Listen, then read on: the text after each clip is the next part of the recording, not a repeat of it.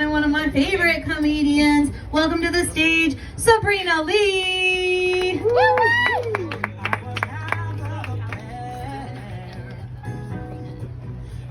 No fault of mine. Hey guys, how are you?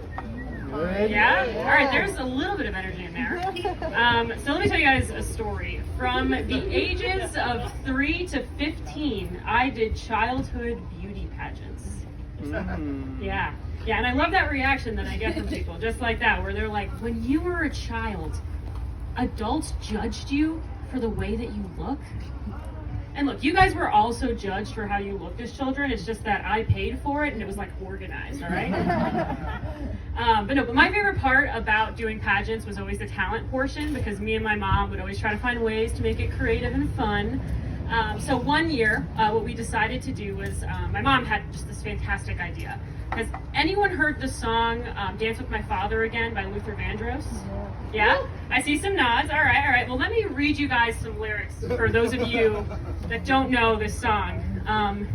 If I could get another chance, another walk, another dance with him, I'd play a song that would never, never end.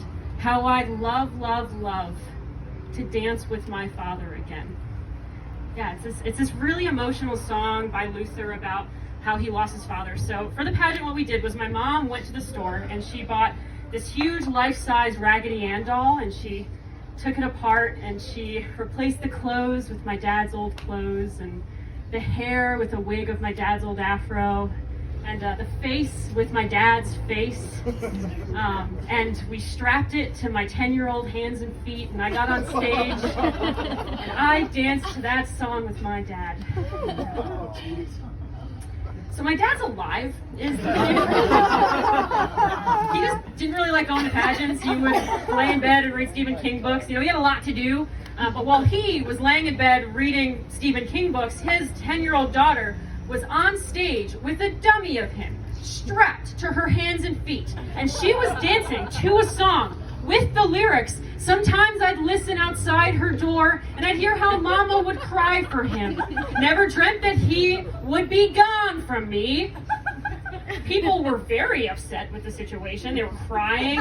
They were consoling my brother, who was in the audience, hunched over with his shoulders shaking. He was laughing. They thought he was crying, but whatever. And I think what's even worse about the entire situation is that I won with that talent 3 times in a row. 2 of those times, my dad was there. So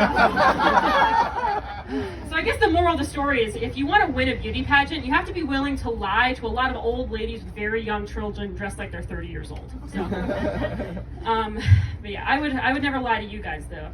I wouldn't. In fact, I'll tell you guys a secret about me. I'm psychic. Yeah, I knew you guys would react like that. Yeah. I'll tell you the story about how I found out that I'm psychic. I'm from Long Island, New York, and there are lots of casinos there popping up, and so my parents love going to casinos. So we went once, and for some backstory, my mom is half paralyzed, so she has a cane, she walks with a limp, she has a brace on her leg. Anyway, so we walk into this casino, and my mom decides to go have a cigarette, and we walk up, and this woman walks up to her and says, "Excuse me, miss, I'm psychic, and I can tell that you've been through a lot of pain." My mom's like, "Yes, a psychic noticed me." And so they start talking, and then after a couple of minutes, she looks at me, and she sees my mom, so she looks at me, and then looks back at my mom, and then looks at me, and looks back at my mom, and then she says, "I can see that that's your daughter." She's legit. So then after a couple of minutes, she finally re-notices me, and she comes up close, and she says, "I'm seeing something. You're psychic." Yeah, you are. You're gonna wake up one day and you're gonna say, "Oh my God, what is happening? I'm talking to people who are supposed to be dead, and I'm seeing things that aren't supposed to be happening. I'm going crazy. Somebody get me a doctor. Somebody put me on medication." But then you're gonna say to yourself, "Wait a second. I'm not crazy. No. I'm like that beautiful woman I met outside of a casino on Long Island that one time." I'm psychic. And when you turn 23, that's when it's going to happen. That's when it's going to start. You're going to be psychic at 23 years old. So I turned 23 in March of this past year. I gotta say not a lot happened, right? Except for like one small thing. I had like, I guess you could call it a vision, and it was me standing on this, like it looked like a stage, but it was made of wood planks, you know? And people were facing me as if I was about to be hanged on The Handmaid's Tale.